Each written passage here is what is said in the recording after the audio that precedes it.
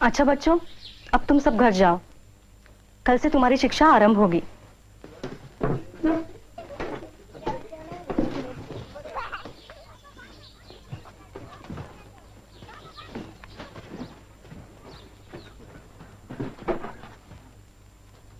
इसे रोज रोज लाना जी।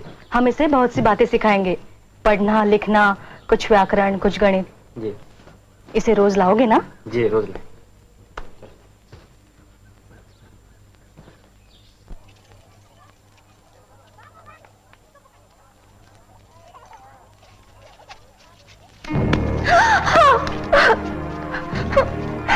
धर्म भ्रष्ट करने वालों का ऐसा ही होता है। तू हिम्मत रखो सावित्री, ये तो शुरुआत है। उनका समाज हम पर कीचड़ी उछाल सकता है और कर ही क्या सकता है। रुका सड़ा हुआ समाज, अपने हाथों पैदा किए दलदल में धंसा हुआ समाज है वो। जब हम कुनबी किसान शिक्षा पालेंगे तो कुल समाज को उलट कर रख देंगे हम, सारे कालिमा धो देंगे हम। सावित्री, तुमने जो काम शुरू किया है वो बहुत साहस का है। ये मामूली औरत की बूते की बात नहीं कि घर की दहलीज पार करके बाहर निकले और पढ़ाने का काम करे। तुम गर्व से माथा उठाकर चलो सावित्री, एक दिन साबित हो जाएगा कि हम ही सही थे। क्या हुआ ज्योति? क्या हुआ बहू को? नहीं कुछ नहीं बाबा। तो फिर रो क्यों रही है? साड़ी पर ये गोबर और कीचड़, क्या बात है?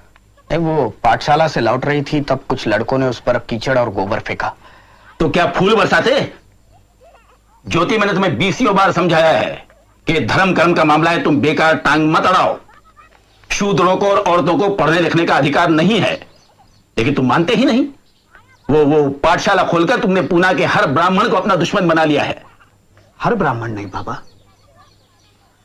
कुछ समझदार ब्राह्मण हमारे साथ भी है। तुम्हें पढ़ने के लिए स्कूल भेजा, वही मैंने गलती की। उन पादरी मास्टरों ने तुम्हारा दिमाग खराब करके रख दिया है। उसी वक्त मैं अपने समाज के लोगों की बात मान लेता तो आज ये दिन देखना ना पड़ता।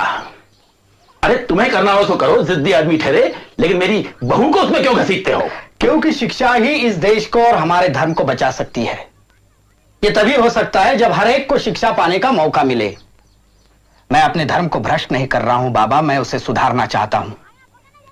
मैं आप ही से पूछता हूं कि यह कानून किसने बनाया है कि सिर्फ ब्राह्मणों को पढ़ने का अधिकार है और शूद्रों को नहीं है? यह ब्राह्मणों का बनाया हुआ कानून है, नहीं है?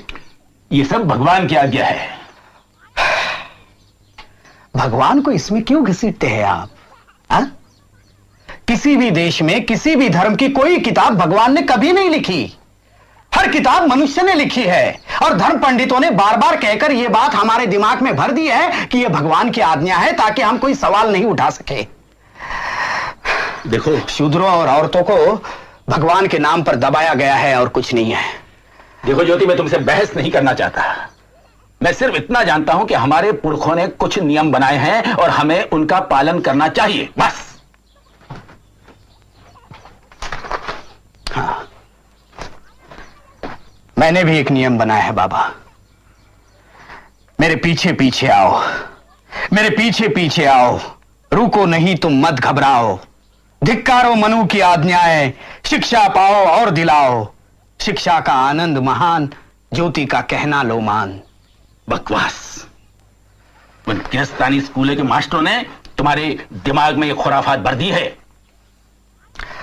और फिर किसी ने आपको यह भी बताया होगा कि मैं ईसाई बन रहा हूं। क्या? ईसाई? सच? धर्म बदलना समस्या का कोई हल नहीं है। हालांकि ईसाई धर्म की कई बातें मुझे सही और सच जान पड़ती है, फिर भी मैं हिंदू ही बना रहना चाहता हूं, क्योंकि मैं हिंदुओं के विचार में सुधार लाना चाहता हूं। देखो ज्योति, मैं एक ही बात समझता हूं, और वो ये है कि तुम्हारी वो पाठशाला बंद होनी चाहिए और बहू का पढ़ाना भी खत्म होना चाहिए। नहीं, ये नहीं हो सकता। सब हो सकता है। देखो ज्योति, मैं तुम्हें आखिरी बार बता देता हूं कि अगर तुमने मेरी और अन्य लोगों की आज्ञा का पालन नहीं किया तो तुम्हें और तुम्हारी पत्नी के लिए इस मकान में कोई जगह नहीं है। तुम्हें यह मकान छोड़ना पड़ेगा। जैसे आपकी मर्जी। हम हमारे विचारों में बदल नहीं कर सकते, इसलिए घर छोड़कर जा रहे हैं। सावित्री, अपना सामान भरो, मैंने तुम्हें पहले ही कहा था कि यह तो सिर्फ शुरुआत है। भरो सामान जल्दी।